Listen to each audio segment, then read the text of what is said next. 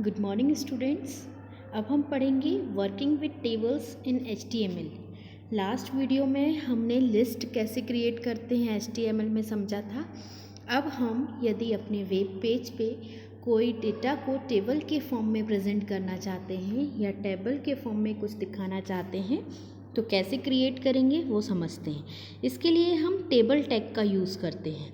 The HTML table allow you authors to arrange data like text, image, link, other tables, etc. into rows and columns of cells. The HTML tables are created using the table tag, in which the tr tag is used to create the table row and td tag is used to create data cells. The element under td are regular and left aligned by default. सबसे पहले table क्या होती है ये जानते हैं। जब भी हमें कोई इन्फॉर्मेशन रो और कॉलम के फॉर्म में प्रेजेंट करनी हो तो हम टेबल फॉर्म यूज़ करते हैं उस इन्फॉर्मेशन को, उस डेटा को प्रेजेंट करने के लिए। तो सिंपली रो और कॉलम का जो अरेंजमेंट होता है वो कहलाता है टेबल फॉर्म। जब भी हम टेबल क्रिएट करना चाहते हैं तो हम टीडी टैग, टेबल टैग और टीआर टैग यूज़ करते हैं टेबल को क्रिएट करने के लिए। बाय डिफ़ॉल्ट जो टेबल का अलाइनमेंट होता है, वैल्यू सेट करने का जो अलाइनमेंट होता है वो लेफ़्ट होता है, बट हम इसका अलाइनमेंट चेंज भी कर सकते हैं। हम जो अलाइनमेंट चाहें वो सेट कर सकते हैं। कैसे? वो टेबल के एट्रीब्यूट से हम इसको सेट कर सकते हैं कि हम इसका अलाइनमेंट क्या रखना चाहते हैं। टेबल को डिफ़ाइन करने के लिए सबसे पहले तो जो टैग होता है वो टेबल टैग होता है।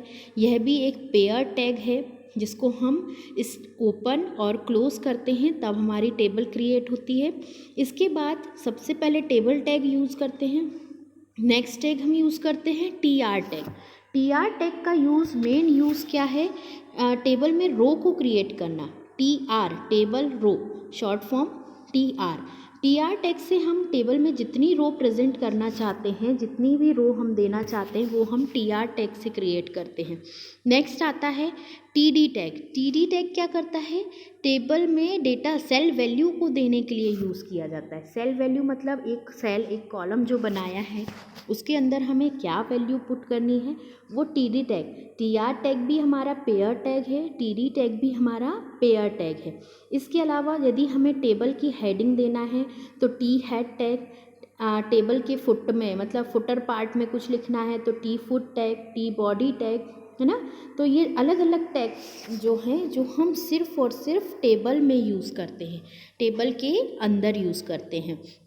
अब हम इसको भी एक एग्जांपल से समझते हैं कि हम सिंपल सी एक टेबल कैसे क्रिएट कर सकते हैं। इसका एग्जांपल देखिए आपकी स्क्रीन पे नज़र आ रहा है।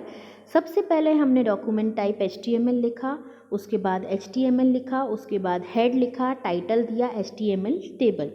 जैसे ही हमने HTML टेबल टाइटल दिया उसके बाद हमने टाइटल को भी क्लोज़ किया, हेड को क्लोज़ किया और बॉडी को स्टार्ट किया। इधर हमने टेबल बॉर्डर लिया। सबसे पहले टेबल बॉर्डर यानी कि हमने एक टेबल क्रिएट करी और उसमें भी हमने एक एट्रीब्यूट लिया बॉर्डर, जिसको हमने 1 साइज़ किया, मतलब टेबल के ऊपर एक बॉर्डर आएगा, राइट। इसके बाद हमने टीआर टैग लिया। ये क्या डिफ़ाइन करता है? टेबल का रो डिफ़ाइन करता है। उसके बाद टीडी टैग, रो 1 कॉलम 1, टीडी टैग सेकेंड, रो 1 कॉलम 2। नेक्स्ट हमने टीआर टैग को क्लोज़ किया, फिर से दूसरा टीआर टैग ओपन किया। अब ये दूसरा टीआर टैग क्यों? क्योंकि ये हमने फर्स्ट रो क्रिएट करी और नेक्स्ट हम सेकंड रो क्रिएट कर रहे हैं, तो रो 2 कॉलम 1, रो 2 कॉलम 2। और नेक्स्ट में फिर हमने फिर से टीआर टैग को बंद किया। उसके बाद हमने टेबल टैग को क्लोज़ किया, बॉडी टैग को क्लोज़ किया और HTML को भी क्लोज़ किया। ये पूरी कोडिंग हमने एक सिंपल सी टेबल क्रिएट करने के लिए करी। इससे हमारी बहुत ही सिंपल सी एक टेबल क्रिएट होगी। अब हम देखते हैं कि इसका आउटपुट क्या होगा। ये इस तरीके की टेबल हमारे रिज़ल्ट में दिखाएगी। जब भी आप इस कोडिंग को नोटपैड पे लिखेंगे इस तरीके की टेबल आपको आउटपुट में मिलेगी।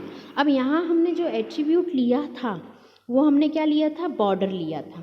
यदि इस बॉर्डर को आप 0 कर दोगे तो टेबल के ऊपर कोई बॉर्डर नहीं दिखाई देगा। यदि आपको बॉर्डर की ज़रूरत नहीं है तो ना लीजिए, ऐसा कोई ज़रूरी नहीं है कि आप हमेशा टेबल के ऊपर बॉर्डर दें। अब हमने बात करी थी दूसरा tag table heading. Table heading tag हमें क्यों यूज़ किया जाता है? यदि हम इसमें कुछ कॉलम्स में हेडिंग डालना चाहते हैं तो टेबल हेडिंग टैग का यूज़ हम कर सकते हैं। Table heading can be defined using TH tag. This tag will be put to replace TD tag, which is used to represent actual data cell. Normally, you will put your top row as table heading as shown below. Otherwise, you can use TH element in any row. Headings which are defined in TH tag are centered and bold by default. यदि आप किसी column या किसी रो के ऊपर heading देना चाहते हैं तो वो आप टेबल हेडिंग टैग से दे सकते हैं। टेबल हेडिंग टैग से जो भी आप हेडिंग देंगे वो बाय डिफ़ॉल्ट सेंटर और बोल्ड दिखाई देगा। जैसे अभी रो और कॉलम आपने क्रिएट करे, इसी में यदि आप टॉप रो या टॉप कॉलम को हेडिंग देना चाहते हो तो वो क्या टैग यूज़ करोगे? Table heading TH tag, right. अब TH टैग से देखो, जैसे ये नेम और ये सैलरी लिखा आ रहा है बेटा, आपको ये इसका आउटपुट दिख रहा होगा, ये नाम और ये सैलरी। ये नाम और सैलरी क्या है? इस टेबल की हेडिंग है। तो ये टेबल हेडिंग हो गए और ये रमेश और ये इसके कंटेंट हो गए। तो हेडिंग अपने आप ही बोल्ड और सेंटर होके नज़र आती है, ये बाय डिफ़ॉल्ट होता है, ये हमने एट्रीब्यूट से सेट नहीं किया। ये टेबल हेडिंग का अपने आप में एक एट्रीब्यूट है कि ये सेंटर और ये आपकी बोल्ड होके आपको हेडिंग दिखाई देती है। नेक्स्ट हम टैग की बात करते हैं सेल पैडिंग और सेल स्पेसिंग एट्रीब्यूट। ये दोनों एट्रीब्यूट आपके जो स्पेस होते हैं टेबल में उनको कवर अप करने के लिए, उनकी सेटिंग के लिए यूज़ किए जाते हैं। Cell padding and cell spacing attribute, there are two attributes called cell padding and cell spacing which you will use to adjust the white space in your table cells. The cell spacing attribute defines space between table cells, while cell padding represent the distance between cell border and the content within the cell. आपकी table में जो content और border के बीच का space होता है और sales का जो स्पेस एरिया होता है उसको कवर अप करने के लिए, डिफ़ाइन करने के लिए ये दो एट्रीब्यूट यूज़ किए जाते हैं। इसके बाद रो की सेटिंग के लिए भी कुछ एट्रीब्यूट्स हैं। यदि आप दो रो और दो कॉलम को मर्ज करना चाहते हैं, जैसा हम वर्ड में करते थे मर्ज एंड सेंटर, जैसे ये देखिए, ये कॉलम 1 में हमने 2 को कंबाइन करके एक बना दिया है, इधर यहाँ 3 कॉलम को कंबाइन करके एक बना दिया गया है। तो ये column space attribute, row space span attribute से हम इनको सेट करते हैं।